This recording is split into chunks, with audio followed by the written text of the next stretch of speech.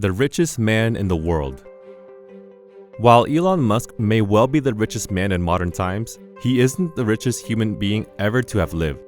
In fact, remarkably enough, if you adjust for inflation, he isn't even close. The individual who holds that title is estimated to have been in possession of a fortune well over twice the size of poor old Elon's, and larger than the fortune of Jeff Bezos, Mark Zuckerberg, Warren Buffett, and Jack Ma combined. The funny thing is, despite his vaunted financial position in the annals of human history, there's a very good chance you've never even heard of this guy. That being the case, let me introduce you. This is Mansa Musa, the richest man in history. Hey everyone, welcome to your favorite luxury channel, and in today's video, we will be discussing the richest man in the world. Without further ado, let's get into it.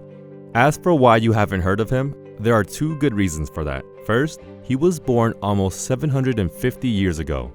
And second, he was the Sultan of the Mali Empire. Mali Empire is the largest ever seen in Western Africa and was really quite something. At its height in the 14th century, it covered almost 500,000 square miles and was home to around 5% of the world's population. It rose incredibly quickly, in the space of just a couple of generations during what's known as the Golden Age of Trade in Africa. The rise of the Mali Empire was built on its unfathomable wealth, and that came primarily from two things: gold and salt, both of which were in rich local supply.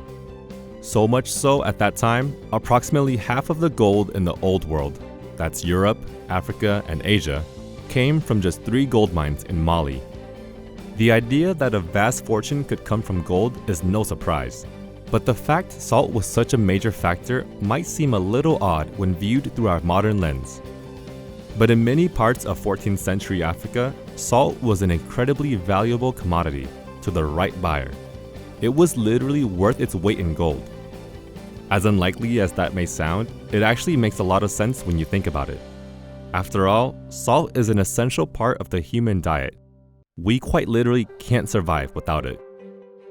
It also happens to make bland food much more palatable and can be used as a preservative, which was especially useful before the invention of reliable refrigeration. In regions where salt was scarce, it was priceless. Gold, on the other hand, is shiny. We use it in all sorts of things today, from electronics to spaceships, but the fact it looked kinda pretty was about the extent of its appeal in the 14th century. Mansa Musa was born sometime around 1280 AD, and he came to the throne as the 10th ruler of the Mali Empire in approximately 1312 AD. His rise to power was a slightly odd one. He was only ever supposed to be a temporary ruler, selected for this caretaker position when his predecessor, Abubakar Keita II, decided to go and find out what was on the other side of the Atlantic Ocean. The emperor took some 3,000 ships and set off into the vast expanse of ocean, leaving behind his throne and one of the greatest fortunes in history, all without a shred of evidence that there was anything to actually discover on the other side. So far as we know, neither Abubakar Keita II nor his 3,000-strong fleet was never seen again, though a few historians believe he did indeed make it all the way to South America, but that's a story for another day. The important bit for our purposes is that this one-time ruler of the Mali Empire never came back from his bold voyage, and so Mansa Musa officially ascended to the throne, where he set about extending the borders of his lands and growing his already vast wealth. By the way, I should point out that Mansa is a job title rather than a first name. It means emperor or sultan. Anyway, as the head of one of Africa's greatest empires, just how rich was Mansa Musa? Well, before we get to the numbers, how about an example? The new emperor was a devout Muslim, meaning much like today, it was his solemn duty to undertake the Hajj at least once in his lifetime, the Hajj being a pilgrimage to Mecca and one of the 5 pillars of Islam. It's no exaggeration to say that when Mansa Musa decided it was time to go to Mecca, the pilgrimage that ensued from Mali to the Arabian Peninsula is one of the most remarkable journeys ever made by a human being. What I actually mean is 60,000 men and women, 100 elephants, 80 camels, a personal guard of 500 highly trained warriors, and enough food, water, and animals to eat for everyone. Basically, Mansa Musa undertook this 2,700 miles pilgrimage at the center of an entire movable city, a caravan that stretched longer than the eye could see. I mean, it was bigger and more extravagant even than the entourage Aladdin took with him to impress Princess Jasmine, and that was made by a magic genie. As you may well know, another of the pillars of Islam is zakat, which is the giving alms to charitable causes. That's right, Mansa Musa hadn't brought all this gold for himself. He was planning to give it away. It's said that so much gold was handed out to the poor en route to Mecca that Mansa Musa single-handedly crashed the price of the commodity across most of North Africa and the Western Arabian Peninsula, including in major gold trading cities like Cairo, Medina, and Mecca itself, precipitating a decade-long recession. But his generosity was about more than just gold. Mansa Musa also wanted to share his beliefs far and wide. But being the richest man in history, he didn't settle for simply spreading the word. Instead, he started a tradition. Every Friday for the entirety of the pilgrimage, no matter where he found himself, he had a mosque built.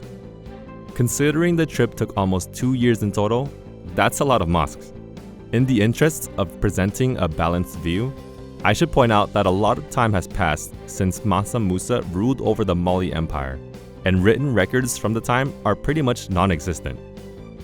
That means it's difficult to be completely sure his intentions on this pilgrimage were solely philanthropic and spiritual.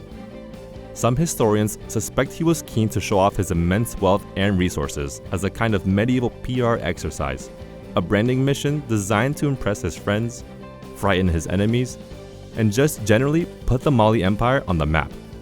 And it certainly did exactly that, both figuratively and literally, because as a direct result of the fame Mansa Musa gained for himself and his empire on his way to Mecca, both would soon begin to crop up on world maps for the first time, including the Catalan Atlas, one of the most important medieval maps of the 14th century. The pilgrimage also acted like a sort of epic recruitment campaign, with Mansa Musa's wealth, generosity, and effortless power winning him thousands of supporters and securing his empire the services of some of the most celebrated thinkers and artists of the era, many of whom he brought back west when the caravan returned home after completing the Hajj. Speaking of returning home, it was around this time that Mansa Musa began to sprinkle a little gold dust within the borders of his own lands too, building mosques and madrasas. Those are educational institutions in many cities. But there was one place in particular for which Mansa Musa reserved most of his attention: Timbuktu. It's somewhere you've almost certainly heard of, even if you don't know why and can't point to it on a map. You may even think it's some kind of mythical location like Atlantis or El Dorado. Don't worry, plenty of people do.